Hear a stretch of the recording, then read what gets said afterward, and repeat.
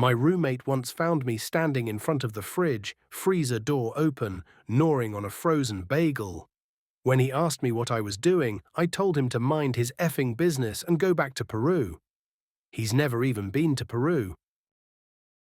My boyfriend tends to sleepwalk, just sleep talk. One night I was abruptly awoken by being squeezed repeatedly around my waist. This wasn't some cute hug thing, oh no. He had propped me up into a sitting position and was squeezing me so hard it knocked the air out of me. He kept repeating, "You're choking. You're choking." Once he calmed down and woke up, we realized that he had been trying to give me the Heimlich maneuver. On another occasion, I got to listen to him having a conversation with himself as follows. Mayday. Mayday, come in ambulance, this is helicopter. Helicopter, this is ambulance, what is your situation? I don't sleepwalk, but my little brother does.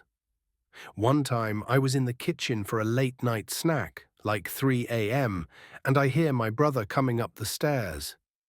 He was sleepwalking. He always squints really hard when he's doing it, so I knew what was going on. He's walking towards the kitchen bathroom, so I figure he's going to sleepwalk a piss or something. Nope. He walks into the garage and starts peeing on the hood of my dad's car. I go in there and I say, "Bro, WTF are you doing?" His reply was hilarious. "Merry-go-round." He finishes, pulls up his underwear but not his shorts, and Penguin walks back downstairs. I was beginning to suspect my daughter was a sleepwalker until this happened. Now I'm convinced. One night while I was watching a movie at my desk in my bedroom and my daughter had been sleeping soundly in my bed for a few hours, she always sneaks in my bed, she suddenly woke up and started farting with the force of 1,000 suns.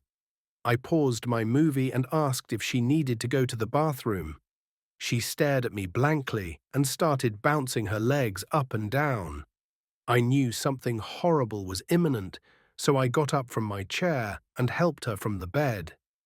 Rather than use the ensuite bathroom, which was several feet from her, she instead rushed out of the bedroom and ran across the hall to the main floor toilet. She whipped her pants down, sat on the toilet, and then let out a deep sigh.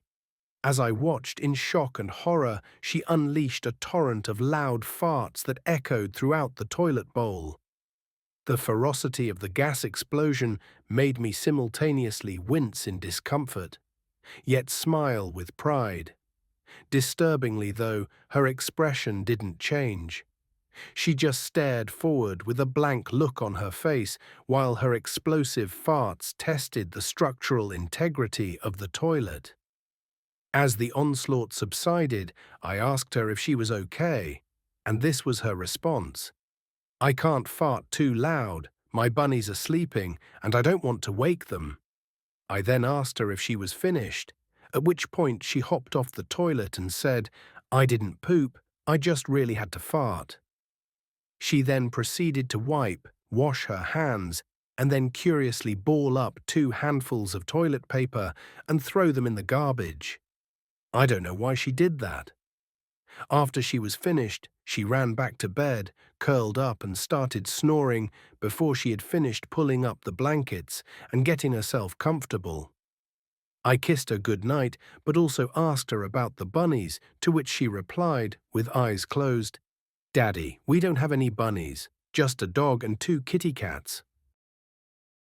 In the middle of the night, this is my father's account, not my own. He was up late waiting for my older brother to come home from a concert. I came running through the upstairs hall and down the stairs. I mean full-on cheetah mode. On my way, I am hitting everything. I mean each step I take, I am throwing my fists at whatever is closest. By the time I reached the kitchen, my fists were cut up, and I started tossing things off the counter. My dad had to grab me and pin me to the wall before I got to the cabinet I was beelining for, which had all of our glasses in. I woke up with my dad pinning me to the wall, at which point I waited up with him for my brother to arrive, then went back to sleep. Another time, the whole house woke up to my brother, same one, yelling. We ran to his room, thinking he was hurt, to find him standing in his boxers in the center of the room, holding his mattress straight up. Still no explanation on that one. I had an ex that occasionally had to take Ambien for insomnia, but it always made her do weird stuff in her sleep.